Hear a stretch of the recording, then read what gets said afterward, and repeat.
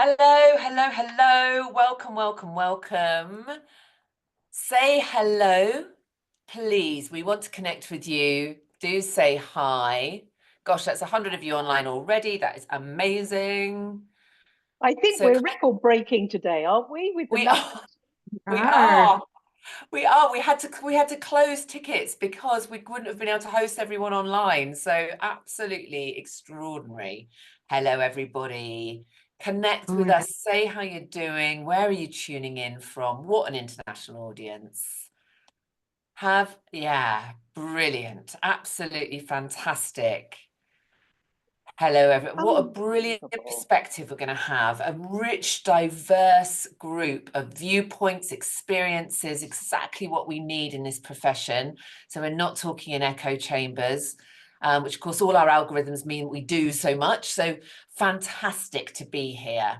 We want you guys to be as interactive as possible today so we can have the richest possible conversation. Hello. Hi, guys. Hello, everybody. Gosh, 300 already. I know, 2 minutes. Hi, everybody. Great to see you. How is everyone? How is everybody? How are you all feeling? How are you doing? How's the start of the year been for you?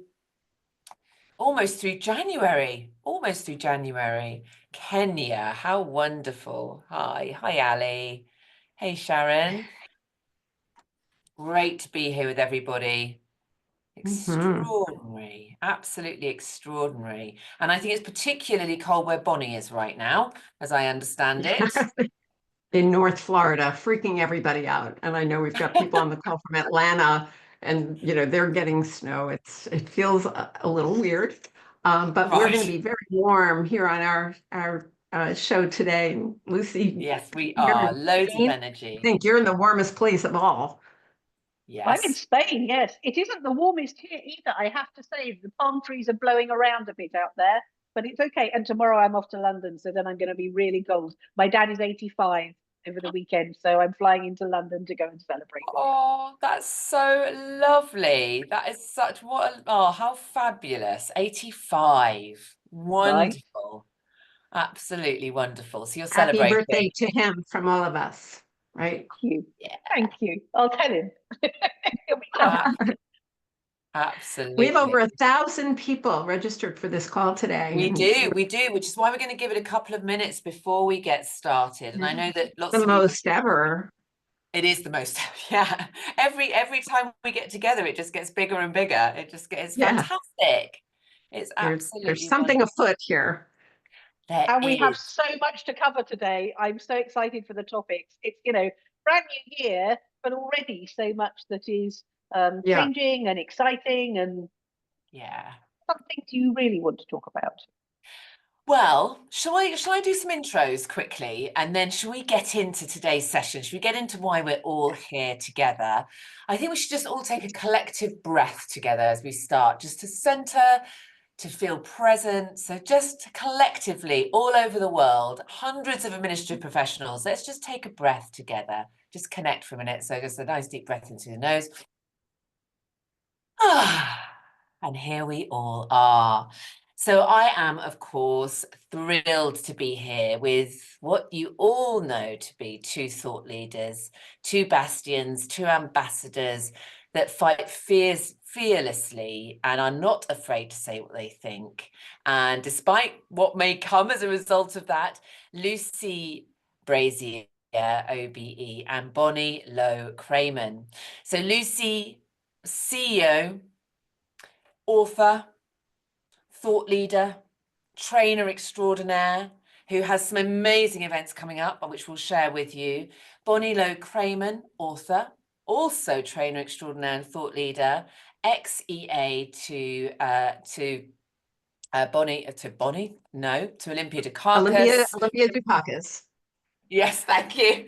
Oscar-winning actress, and so much more besides, both two incredible mothers and much, much more too. And I'm Lucy Chamberlain. I've spent the last 27 years placing and training administrative professionals. I've interviewed probably well over 30,000 of you. I think I know how you think, act and feel, and we cannot wait to get into today. We would love for you to ask questions. We may not get to all of them. We're going to try to. We've got Pippa online who's going to really keep track of the chat and make sure that any links or indeed any questions are picked up on, and she'll highlight that to all of us. And we're just really grateful to be here sharing space today, talking freely. So I think we've got lots of different angles today to talk about, but obviously the focus of the talk and our workshop is to bring to you what is happening this year, what matters to you most, what do you need to be aware of, tuned into your intention to work towards. That's what we're going to really aim to bring to you today. Now, I know that Lucy really wanted to kick off. Both Lucy and Bonnie have got a couple of little focuses in mind. So Lucy, I'd love to start with talking a bit about the future of jobs. The World Economic Forum's report sounds a little dry when I talk about it, but these things are important, right? And we need to discuss it, because if you're seeing it online, we need to give some context. So Lucy, can I hand over to you just to get us started? I would love that. And thank you so much, Lucy, for the wonderful introduction, and lovely to see everybody online. And I have to say that it was quite a hit over the head to come back to January to find that the Future of Jobs report, which is from the World Economic Forum, and you're right, it does sound horribly dry, but they were saying that assistants are number 2 on the largest declining jobs list, and number 14 is assistant managers. But I think it's very telling that firstly, they're calling the role administrative assistant and secretaries. They're taking their data from the Bureau of Labour Statistics, and the Bureau of Labour Statistics last put their data together in 2018, and they lump all their assistants in together as being the very reactive, very junior ones. So I think there are some things there that really you need to grab hold of. Firstly, I'm sure the data is quite right anyway, because I think Bureau of Statistics data isn't correct. Secondly, I know from conversations with the World Economic Forum that the way they gather their data is to ask the organizations they work with what their opinion is. It isn't based on actual data as to assistants that are going. But nevertheless, I think there is something that really needs to be said here. I think if you're still clinging to the assistant role of old, in other words, doing email, calendar, travel, expenses, the reactive task-based work, that work in the end go. Because if you can do something twice in the same way, it can be automated. However, what I think is that we're evolving. The workplace is evolving. You're not actually disappearing, you're evolving. And what you're evolving into is something that is far more useful to your organizations and adds far more to the bottom line. And what that is are the partners that your executives need, who are stepping in and doing things for them that they shouldn't be doing for themselves. You know, I'm forever saying it, that simple economics says that if you and your executive can both do something, it should be you that is doing it, freeing them up to do the things that only they can do. And the assistants that are getting that are creating the new world of work for the administrative profession. And I feel that give it a couple of years and we will have totally redefined what we are. We're seeing changes in titles, we're seeing changes in job descriptions, and certainly the way that businesses are using their assistants is changing too. So to me, it's a really exciting time. It's a time for us to redefine what it means to be an assistant in 2025. We're leaving behind that model of the assistant, which in some ways is so outdated. You know, so if the workplace is evolving, so must we. And Anne Hyatt, the former chief of staff at Google, said quite recently that if we are all in a state of disruption, then if you're not disrupting, you are the disrupted. And I really wish for all of you that you'll understand that and start thinking about how you can truly add value to the role that you have. I'm not wanting to scare anybody, I'm wanting to excite you all, because I know that for most of you, you would much prefer to be doing more of that strategic work. Absolutely, absolutely. And Bonnie, I know that you've been talking to a lot of assistants recently in training and in your incredible workshops that you deliver. What are you seeing? What are you hearing? Yeah, I mean, first of all, thank you both for doing this still once again. The last time we did this was March of 2024, and we are a perfect example of one of the trends in 2025, which is that one of collaboration. It's that we know that one person can be very powerful, but three and five and more. And that's one of my key messages today, that Lucy B., I hear the frustration in you about the Department of Labor and the World Economic Forum. And so if anybody on this call has people at those organizations, I invite you to come forward and let us have a conversation, because that is point number two that I want to make, is that forever we've known that assistants see and hear everything from the seat you occupy. Well, I'm coming to this call today frustrated by that sentence that I keep hearing again and again, reading again and again online, which is that HR and leaders do not understand this role. Well, the assistants of the world are the masters, the subject matter experts in clarity and the data and putting forth clear information. The time is now, my friends, to have this conversation, to Lucy B's point and Lucy C's point about, some companies are, having assistants quit and not backfilling the role. Others, and I hear this straight from my students, is they are embracing the administrators, putting money into their training, which is the future. So it's messy. It's very messy right now. What's the antidote to that? In my point of view, it's the conversation.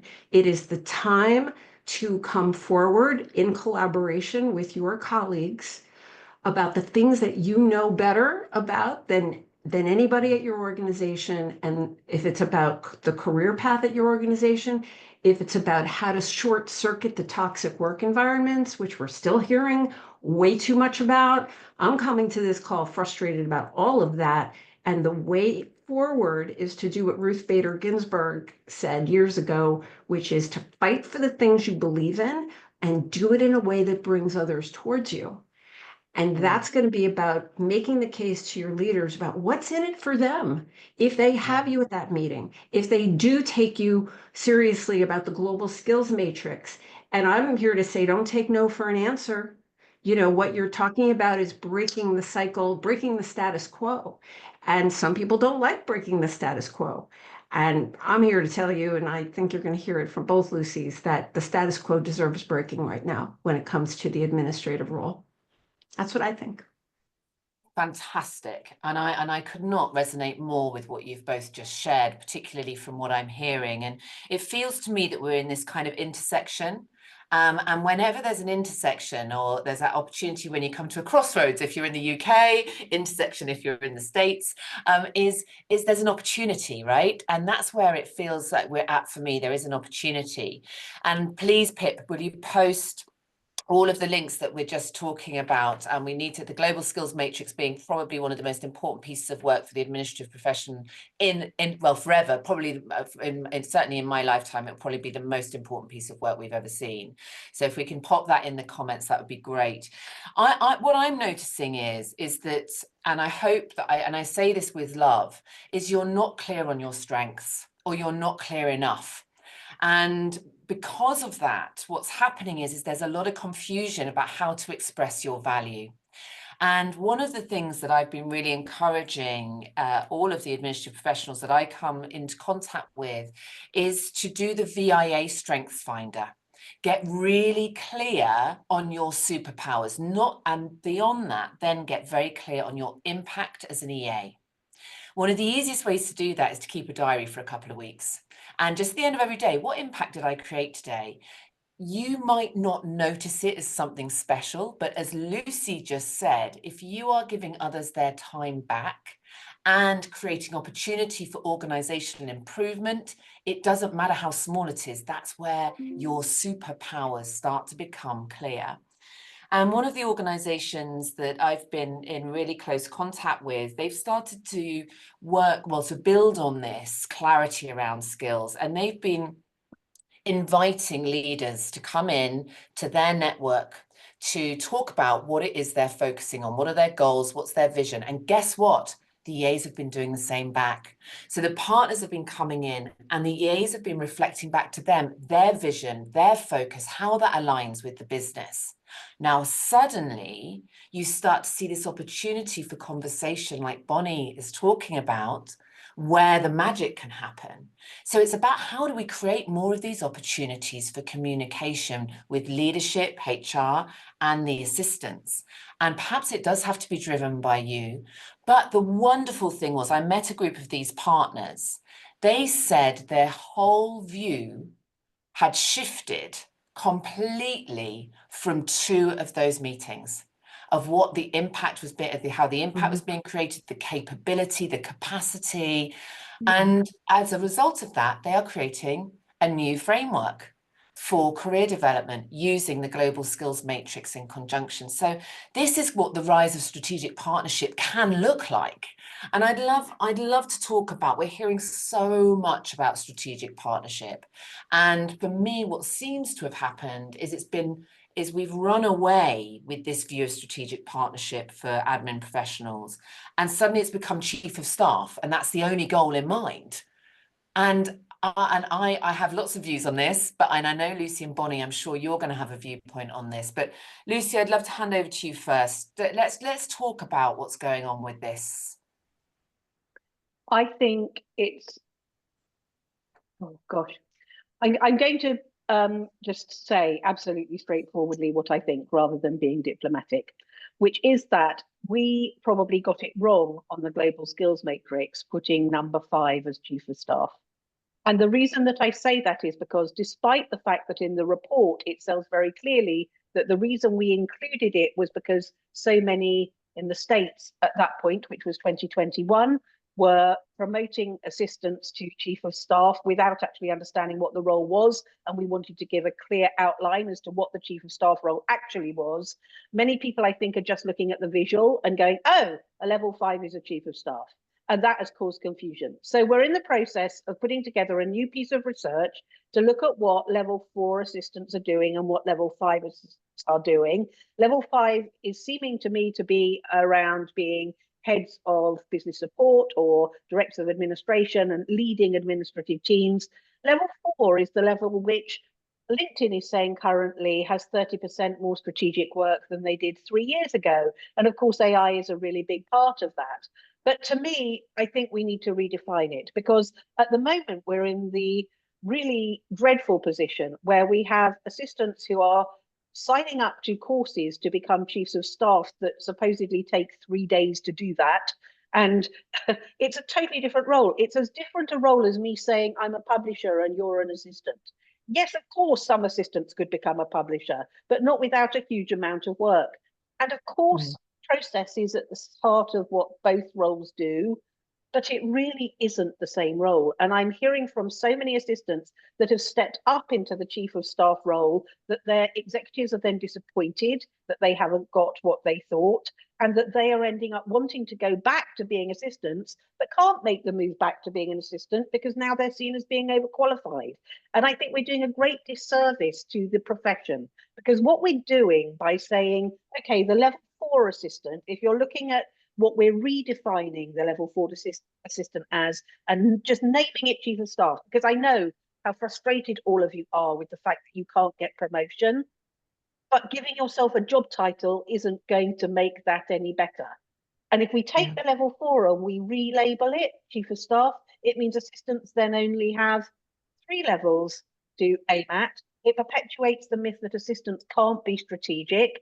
It also means that chiefs of staff, the people who are actual chiefs of staff, their pay goes down, the appreciation of what it is they do goes down.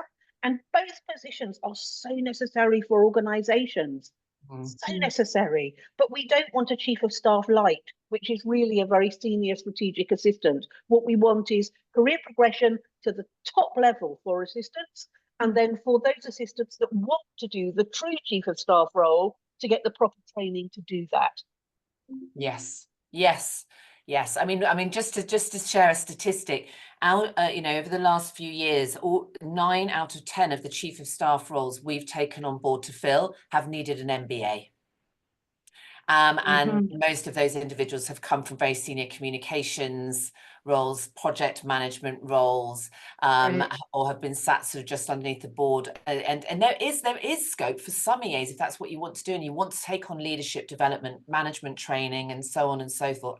Absolutely, but it feels to me a bit like the emperor's new clothes are being sold at the moment. I'm really concerned about the amount of investments people are making with a very little likelihood of being able to move into that role. So it's yeah, we really need to get clear on it, I think. Bonnie, what do you see? Yeah. I mean, more clarity is so needed. One of the subject matter expertise that the people, I would venture to say, the people on this call have is the ability to analyze a job description. Now, so many have reported all over the world that the job description you're sitting with right now bears very little resemblance to what you really do.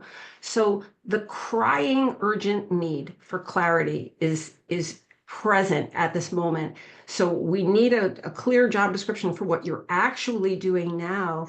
And then it's about what is it that you're wanting to do. And that requires a conversation, you know, if certainly internally at first, and then to broaden it to HR and your leaders. Analyzing these job descriptions will reveal to you whether you want to do this or not. Some chiefs of staff have direct reports, others do not. You know, more and more we have chiefs of staff coming to BTUA to sharpen executive assistant tasks. Here's what I see as the bottom line. The assistants of the world are yearning for respect for the role. And in part, that's what's driving the need or the desire to become chief of staff, because the perception is that that will be a more respected role. If respect is a factor at your company, only you know that, then that's about a culture change that has to happen in HR and leadership. It's about really gaining serious clarity about what is it that you are doing and how important is the role to the company. That's the hard question that needs to be asked in 2025, as I see it. It's how vital is the administrative role at our company? What do you see as the future of this role at this company? And where does chief of staff even fit into that? You know, so many assistants who come to our classes love working as an assistant. What's lacking is the respect for the role. And that's, you know, what still needs to change. And I would sort of give a word of caution to everyone on the call, is that we're seeing a quick movement away from chief of staff to founder's assistant. And so we are going to, that chief of staff role seems to be shifting to founder's assistant, for which an MBA or similar is becoming more and more imperative. So, I mean, just to come back to what the trend that we're seeing here, and specifically in London, is that the EAs that are going to thrive in 2025 are seeing themselves as the architects of organizational success. Of productivity powerhouses, of the individuals that cultivate the culture that drives results. And these are the sorts of things I'm starting to hear, which our clients are looking for. And of course, that is the EA of the future, that partner, in terms of not just partnering with the individuals you support, but the partnership with the business. And this is where I'm excited to start to hear. And when I started to assimilate the feedback for today, I thought, yes, architects of organizational success is how, if we shift perception, imagine if everyone on this call started to view themselves in that way, how much more power the profession would hold. I really believe that. Lucy, I want to understand, you've been traveling around the world. How the hell you do it? I have no idea. Where you get your energy from is beyond me. I don't know what Lucy Brazier is taking in terms of supplements, but we all need them in our lives immediately. So, Lucy, what are you noticing? What are the shifts? What do we need to be aware of? I really feel that we are starting to get through to executives. This last year, I've probably spent 50 to 60% of my time talking to executives and to HR departments as opposed to the assistants. And I love talking to all of you, don't get me wrong, but where we need to really make the impact is talking to these people. And it's so interesting. We start those meetings off with me saying, here are some post-it notes. I want you to write on them what you think your assistant does. And we do, and we put them on the wall. And then I do an hour with them. And at the other end, we say, well, what do you think your assistant can do now? And the conversation is so rich. And so often they have no clue because they have never been trained. We assume, and Bonnie is really hot on this, we assume that our executives, because they're our leaders, know how to use us, and they absolutely do not. And it is, yes, the productivity piece that they're so interested in. It's about freeing them up to do more of the work, but it's also so much about well-being to me and making them as productive as possible. Because I don't know about you, Lucy. When I first started in business and I was working as a publisher, they gave me an assistant, and I really was so excited to have her, but I had real imposter syndrome, and I would look at my work and I would think, well, that's my work, and I am going to be really mean if I give that work to her, and lazy. They'll see me as lazy if I give that work to her. And so I got on with doing all my work, and she was bored witless. And the result of that was that I was very often in the office still till 9 p.m. and I never saw my children. And in the end, I burnt out and I wasn't effective because I was coming in the next day absolutely exhausted.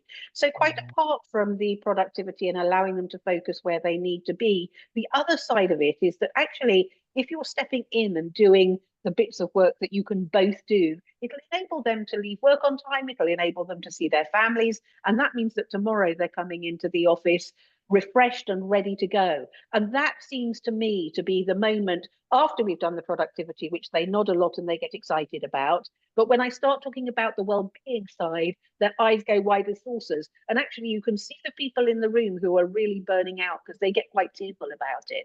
And I think it's so huge that they are starting to understand, because it's going to be so good for them and so good for the profession. Yeah. Yeah, I love that. And one of the EAs that I met last week, and I thought this was I just thought it was a fabulous way of doing exactly what you've just said, is seizing the opportunity to be additive in value. She shadows her boss once a quarter. And once a quarter, she shadows, so she goes to every meeting, she will sit with him, and she then produces a report at the end of that day for him about all the extra little items where she can remove that task or that half an hour, whatever it is. And he thinks it's the best thing since sliced bread. He happens to be a he. And she said it's completely transformed their relationship and her role, because he is now seeing her in that strategic partnership capability and capacity, rather than the secretarial roles that of course are going to go, if gosh, I mean, I can't believe we're still using that word in this time, but yeah, so I'm hearing what you're saying, Lucy, and it's certainly reflected in what I'm hearing too. Bonnie. Yeah, so many thoughts. What I know is that suffering in silence it has never worked, and it is not working now. And so many assistants are still saying, that they feel underpaid, for example, and finally muster the courage to make the case, put it in writing, and go to their leader or HR. And so many times the reaction is shock. And the manager says, I had no idea. I don't have access to that or whatever. I agree with you. Let's fix this. There's so much wasted time. I have a quick story out of California that I heard a couple of weeks ago. One trend I'm seeing is that more managers are asking for coaching. And Yes. that's a great thing, because as we know, they're not teaching it in business school. The average age that a leader gets their very first training in managing people is a startling, shocking age 46. And that's way too late. So if that's the reality, what do we do? So a manager came to me for coaching, and it was about handling the annual review of an assistant. And the manager is a man and the assistant is a woman.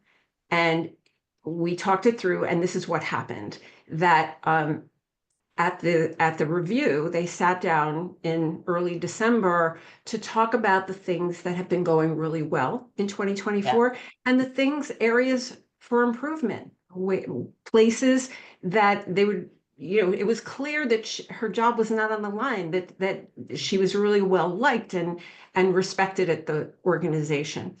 So I urged him to be honest, just to be honest about and specific and to put it in writing. And then he gave her a chance to respond and say the ways that he could be supporting her better. It was a conversation. It wasn't, it's connection before correction. It was a real sharing of information. And then it was decided how they were going to proceed in 2025. And she received the raise that they had discussed. And then the following week, she opened her paycheck and found a bonus, a monetary bonus that she had never gotten before. We talked about rewarding great performance. And she was so shocked and happy. She came to him still the following week and said, almost crying, I want you to know that I received a job offer. And it's more money that I'm making right now, even with my raise. But I'm not taking it. I'm not taking it because you see me, you make me feel important. That review was the most valuable feedback I've ever gotten. And that bonus was the icing on the cake. I am not leaving you. I'm staying because of you. So in the sea of technology that we have going on in the world, it still comes down to the people. It's about human interaction, something that AI and robots are not going to be able to do. And her staying is helping to stabilize the company. When you have a lot of people leaving, that destabilizes companies. It does not serve leaders or companies for there to be the great resignation. We lived through that. We did that, been there, done that. So I shared this story with you for your, to use however you will, but there are tons of articles about how EQ and emotional intelligence is an essential piece of a skill that's needed in 2025. And I couldn't agree more. I see it again and again and again. And that story really highlights it, I think. Yeah. Yes. Because I think so often without that capability to lean into challenge, change, conflict even, it's so difficult to hold your status in an organization if we're shrinking every single time those things come up and be noticed. And what I love about what you've just shared, Bonnie, is you are talking about individuals that are looking to create opportunities to connect, not disconnect, to create win-win scenarios where both parties gain from those conversations in terms of outcome. And we do have to be braver. We do have to be more courageous. Somebody said to me this week, I'm going to put you to the test. And I just said, I have absolutely no desire to be put to the test. I said, my background demonstrates my capability. but we need to get more clear on our capability to express value and our values and how we're willing to be treated, but in a way that does create connection over disconnection. Yeah. And can I just add one last thing? Please. And it's this point is that leaders not only don't get enough training in managing people, that's a learned skill. They also don't get training in how to give feedback.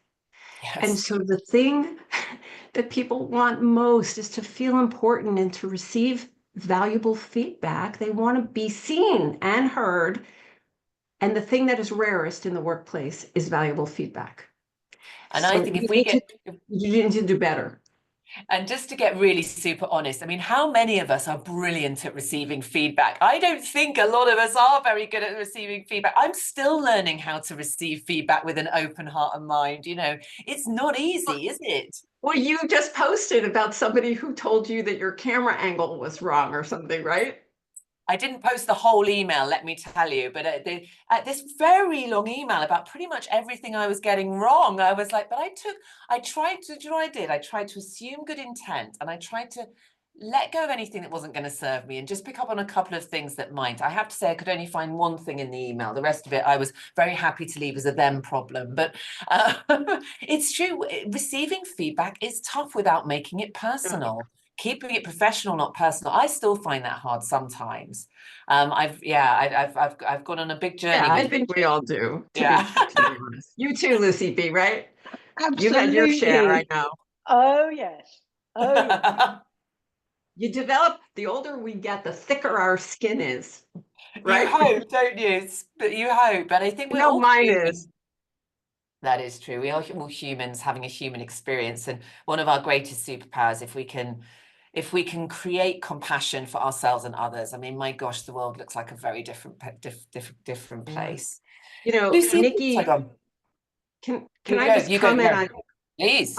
In the chat, Nikki comments that it's difficult to shadow an executive if you're doing it remotely. You know, we haven't talked about the idea that more and more companies are mandating back to work, back into the office. So that will become easier, Nikki. And that the companies are being joined by the US government as of yesterday. It's workers are being told they need to come back into the office 5 days. I see that as a trend. So while it's a challenge, I don't think it's an insurmountable one. Do you have any comments about that, the whole hybrid remote thing that's going on? Oh, I mean, we are seeing in London a huge march back to the office. I don't know if you saw on Friday, JP Morgan just announced that everyone will be returning to the office for March. We are seeing, PricewaterhouseCoopers has just announced 3 days mandated, and that's a big step for them. But we are seeing a big push back to the office. And I think there's a duality here. I think if it can be done sensitively with flexibility so that women too can return on an equitable basis if they have primary caring responsibilities, I'm thinking particularly for my friends that are single mothers, for whom I have a couple of friends that work for JP Morgan in senior roles that happen to be single and mothers, and there's just sensitivity needed from the organization, which the organization is presenting actually. But we are seeing a big drive back to the office because of collaboration, creativity, culture, and I have to say, unfortunately, what we did get lots of stories about during that time was people on flights at 3 p.m. in the afternoon on a Friday, or people not being, especially the younger generation that had just come out of COVID and hadn't witnessed what professional work ethic looked like. And so I feel really mixed about it. I feel very mixed about the mandates back to the office. Lucy, how are you feeling about that return to work march? Oh, I think it's such a wasted opportunity. I think, okay, so we probably have to do a mixture of both, because you're absolutely correct, and the people who are saying they find it really hard to understand and to shadow when they're not in the office. It's that piece where you're standing in a meeting before the meeting and you're having conversations you otherwise wouldn't have, and where you catch somebody after the meeting and you have a really valuable conversation rather than clicking in and clicking off. And it takes over communication if you're working from home to make sure that works. I know somebody told me quite recently that they organized meetings with all of their executives' direct reports to find out how they could be more effective and how they could add value. And I think to me, it's about changing a mindset to think about things, be more proactive. So it's thinking, okay, so if I do want to work from home and I am at home and I am wanting to make sure that I understand what's happening, what can I do to make that happen, rather than sitting there hoping it's going to happen to you? It's not going to happen to you. You have to go out and reach out to people to try and find that information. But as far as the return to work thing is concerned, I think particularly for women, it's so hard. We've had a few years here where we've been able to be there to collect our kids from school and then go back to work afterwards. My team do. My mother's in my team. Head off, go see their children, and then go back to work later in the evening. And quite frankly, I don't care as long as the work gets done. But I know that obviously for a lot of the big corporates, it's very much about being in control. And I think that's what it's down to, sadly. Yeah, Yeah, I think you've hit the nail on the head there. Control is a big factor, and how tough the economic climate has been. Of course, everything comes under much more scrutiny when profits are harder to come by, right? And so, Bonnie, if you were working, as I know you coach, one-to-one with some of these amazing people on this call today, and you were guiding them about guiding or partnering with them about their intentions for this year, where would you be placing your energies? Where would you be placing your focus so that there is a sort of slight roadmap being created? And ask Lucy the same thing, so that we can start to create a slight roadmap in terms of forward motion on this call. What would you be guiding people?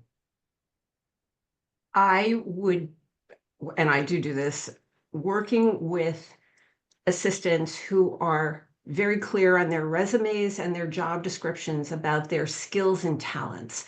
That I think you both made the point how assistants in general, and women specifically, but some men as well, have difficulty touting our achievements and our abilities and our the achievements that we've had. And so many assistants will say, well, I'm just doing my job. That's just part of my job, whatever.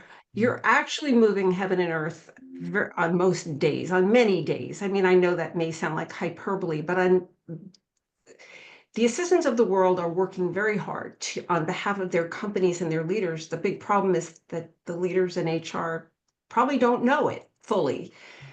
And that's speaking to that whole thing. Well, they have no idea what we actually do. So the other day on a call, an assistant made the point, well, they're not backfilling our roles, so they'll be sorry about that. And I think, well, but at what price? What price are we going to pay to allow all these assistants, these administrative staff, to be let go and fired and downsized, or whatever word you want to use, to the detriment of companies? My advice is, truly, now is the time to respectfully ask for a conversation with HR and leaders and come to the table with suggestions, the global skills matrix. You've got a really unique seat to see the issues that need to be fixed in companies, and everybody's been hired for a reason. And what I see are too few administrative staff being tapped for what you actually know. Because I know you've got opinions, but many assistants don't feel free to say what those opinions are. And I say, let them have it, my friends. Let them know what you know. And you're being paid already. You might as well, share the benefit of what you see and hear. That's my advice to all assistants. Nice. Beautiful advice. And Lucy, I'm going to come back to you, because I'd love to follow up with what your advice would be on a one-to-one. I think it's very much understanding your value. I think assistants have long been seen as support and not contributing to the bottom line, and as headcount rather than as an investment that is going to make the executive supersonic. But if you understand the value that you're bringing, it changes your mindset. And I would challenge all of you to think about the fact that you are in this new role of the future, for definite, and probably for many of you right now also, subject matter experts in administration. Just like marketing is a subject matter expert in marketing, and finance are subject matter experts in finance, you are subject matter experts in administration. And when it comes to that side of the business, you often know better. So that kind of ties into Bonnie's thing about finding your voice and saying so and expressing what it is that you know, but be very clear to the value that you have when you're the new voice in the room, especially if you manage to make it into leadership meetings, because nobody else has your perspective and nobody else understands the kind of value that you bring when you get your. Yes. If I may add one thing to that, Lucy B, that was brilliant. We know that it's hard to say the words out loud. Well, I saved the company $5,000 last year. It's hard to toot your own horn because of the way we are socialized when we're young to not do that. So that's why to document it is beautiful. And to save those great letters that you get from your colleagues and managers about how you saved their butt and how they couldn't have done that project without you, let the documentation speak for itself about how fantastic you are, about the things that you have actually done. That's the beauty of putting it in writing. Not only does it share with others your achievements without you having to say a word, but it also gives you confidence in looking at these documents and saying, you know what? I did do that. Every word in this document is true. And I can stand behind it. I can look in the mirror and say, yeah, that is me. I did do that. And that's confidence building. And I'm a fan of walking in there and showing that. Just say, you want to know what I do? Here it is, beautifully formatted in the way I've learned from all these trainings. And to your both of your points, I think that the great thing is that confidence, resilience, self-esteem is a skill, and it comes from action. And the more actions we take to build those, the greater the skill we develop. It's not something you have or don't have, or some people have and don't have. It's available to all of us. And I'm a huge fan of something called Carl, and I'll just share this little tool with all of you. If you're looking to build up your capability to express your value and create some clearer intention around goals and how you can develop yourself, is just on a regular basis. On a Friday is a great place to do it, is to look at what challenges you faced during the week, what action you took, what result came as a result of your action, and what learning that gave you. So Carl is challenge, action, result, and learning. The more you start to reflect on your experiences, we're using Carl, the more impact-led your CV will be, the better your reviews will be, the clearer you'll be able to ask for pay rises, because you'll start to say, actually, over the last quarter, I faced these key challenges. These were my actions. These were the results. And this is what I learned. Wow. I mean, if any of you went to a meeting with that, there isn't an executive or a HR professional in the world that wouldn't want to really, really connect with you and understand how they can develop you. Because that's someone everyone wants in your organization. That is for sure. And it's Lucy mentioned values. There are so few of us that are clear, not just on our strengths, but on what our core values are. And when we know what those are, our decision-making becomes a lot simpler. What really matters to you in terms of your value is different for everyone on this call. And there's a beauty in understanding and respecting that, actually. And I think that we'll share a values exercise, because this is all going to lean into clarity. And from clarity, my goodness, we've all had those aha moments. What happens when you get clarity? You can't refuse to take action. It just comes naturally, like, oh, I can't ignore that anymore. Okay, so let's talk training, development, because my goodness me, we know that all of the companies with the three of us are speaking to, they are asking for creativity, growth mindset, commitment, and they are absolutely asking for wider value in terms of value add than they ever have. There's no doubt about that, but that plays to your strengths in my view. So Lucy, if you were going to be, you're training, and so is Bonnie. So what are you training on over the coming months that you are most excited about sharing with admin professionals?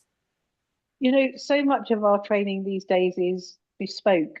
I have the outline of my course, but by the time I get in there, we go in the direction that the delegates want to go in. And I know that that's very much the case for Bonnie as well. But from an inspiration and excitement point of view, the one that I'm really excited about is London in November, which is our Executive Support Live conference, because we have China Clayton, who's Michelle Obama's assistant, who is going to be headlining, and Libby Moore, who was Oprah's assistant, who's coming in after her, who's talking about culture and the value of assistants who are helping to build culture within organizations. China's talking about partnership. But we have got sessions on AI and creativity, and we've really gone to look at the future of jobs report and see what the skills they're saying we're going to need by 2030, and try to make sure that we're replicating all of those. But I think really for all of you, if you've got a decent trainer that you're booking in with, they will have the outline of their courses. But if there's a small enough group, they will be able to flip it and to follow the direction that you need to have followed. Yeah. Yeah, and Bonnie, for you, because I know, and already people are saying, Lucy, where do we get these tickets from? We are going to share them after this as well. They're in the chat, but don't worry. We're going to also, a couple of people have been asking for book links for both of your books. We've been putting them in. I can see Pippa working hard to keep putting them in, but we'll get those to you too. Please don't worry. So Bonnie, what are you most excited about in terms of your training focus for this year? Well, we're now in the 14th year of Be the Ultimate Assistant, and Vicki Evans is teaching a full day. Since the pandemic, she's been teaching a full 7-hour day of technology, including AI, and every assistant on the planet knows that you need these superior technical skills, and that there's nobody better than Vicki teaching this stuff. And so much of the time, assistants are coming to BTUA for the technology and the networking. Training is not only about what you're learning, but it's who you're learning it with. It comes down to the people. I don't know about you all, but I keep reading articles about how one of the biggest risk factors in the workplace today in 2025 is loneliness. It's loneliness. As long as we've got human beings running things in organizations, we need to keep people in mind. And that means seriously keeping it human and slowing it down. We're all running 24/7, but to slow it down long enough to think about perspective, like surely you read about the fires in Los Angeles. There are a lot of people affected. Whenever something like that happens, I think about the assistants who are having to manage what is going on out there. And my message here is, at BTUA and in most of my conversations, we have to keep it human first. It's about, I've got a colleague in Boston, but her daughter is in Los Angeles, and our employer lost their home, and do you have a job? And so it is a reminder, there's lots of big things that happen in the world that are unexpected. My message to everybody on this call is to think about the people in your life, even the people in your company who you don't know very well, senior executives or whoever it is. If you believe that, if you know that their kid is in Los Angeles, just say, hey, I'm thinking about you. I'm sorry about what's going on. I hope everything is okay. I did a few of those. Oh my gosh, exclamation points, hearts. People want to be seen and heard and remembered. I don't know. For me, it comes down to that, and that I'm excited about reiterating, along with all the skills and the tools and strategies. We're human, people. It's about the people. Yeah. Yes. Yeah, I love that. And that beauty around focusing on creating connection and moments of connection is such a lovely intention, and it reverberates that energy. And I see a lot of my role, and I think for all it is managing my energy and the energy of others, and how can I enhance others' energy whilst protecting my peace at the same time, and bringing a really helpful, peaceful, connection-led energy, I think is everything that you're just talking about, and that's a beautiful thing. Well, we've got literally the last 10 minutes, so we want to answer some of your questions. Now, I can't, for some reason, get into the Q&A. Can either of you, Lucy or Bonnie, can you open the Q&A? Fantastic. Yeah. Do you want to pick a question or two? I don't know. I'm clicking on it. It's just not opening. So if you don't mind grabbing a question or two that feels really like it needs to be answered. This seems like a hot one. And Lucy, you'll take the next one about from Shauna. She says she used ChatGPT to help update her resume and LinkedIn profile. I told it in a very conventional way and asked it to write it. Sometimes I would read the result and think, oh, that's overstating it. It's only to think about it and realize that, yes, I do that. So I wonder, I happen to think that I can tell when something's been written by ChatGPT versus the human aspect of, I know it's getting better and it's in the baby stages. I would just caution you, Shauna, and everybody to really take a hard look at the things being written by AI, like and job descriptions being written by AI, and wow, are they all over the place.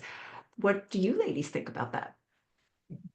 Oh, goodness me. Yes, we, of course, ChatGPT is great to go and research things. It's great to get formats for things. It's great.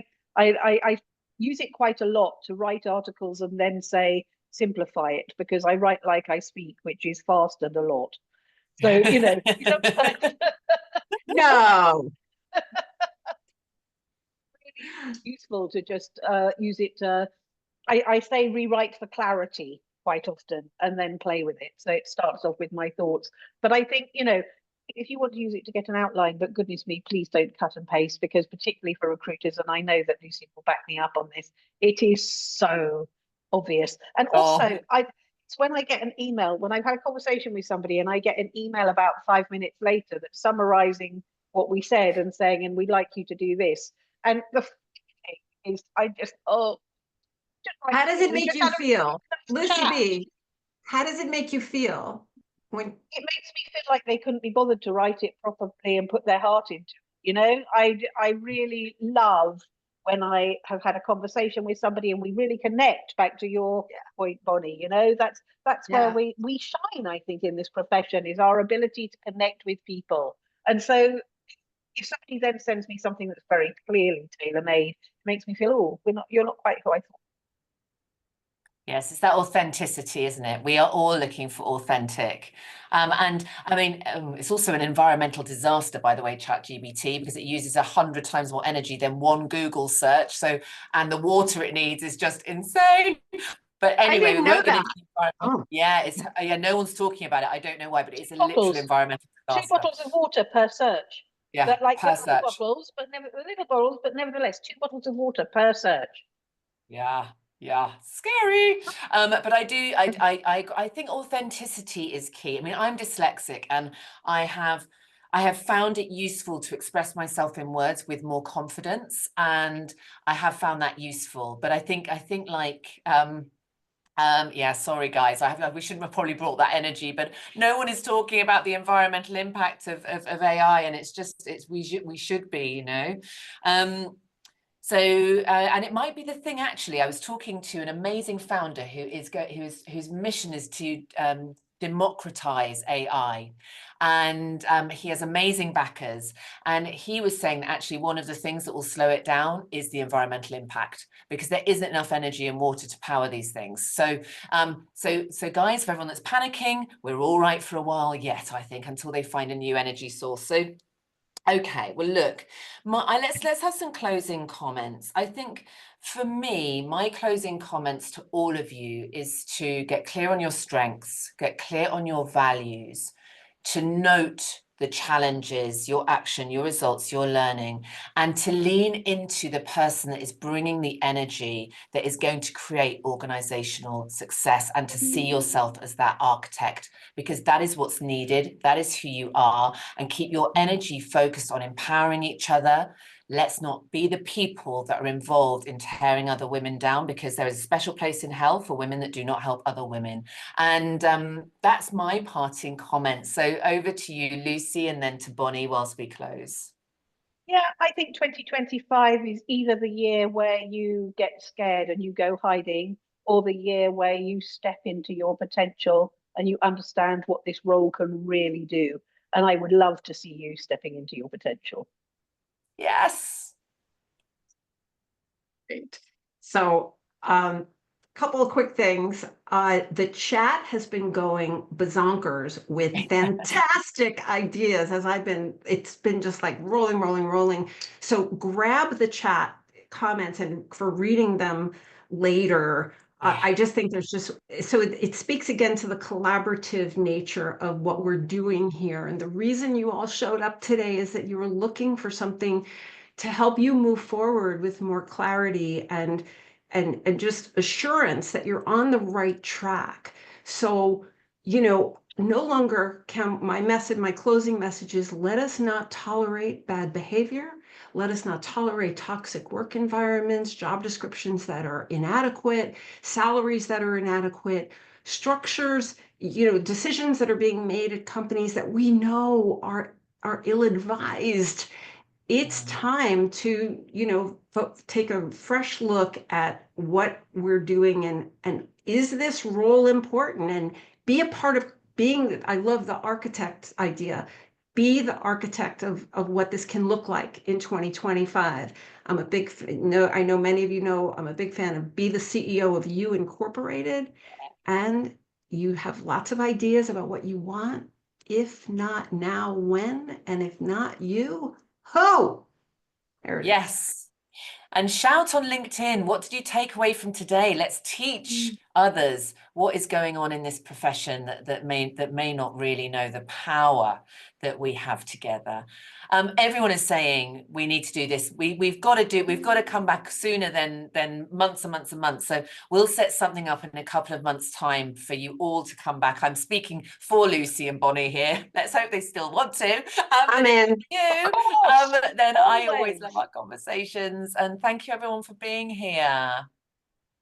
Thank you. Thank you so much. Stay safe. Bye, everyone. Yeah. Wonderful to see you. Lots of hope. Take care of one another and yourselves. Bye, guys. Thank you, everyone.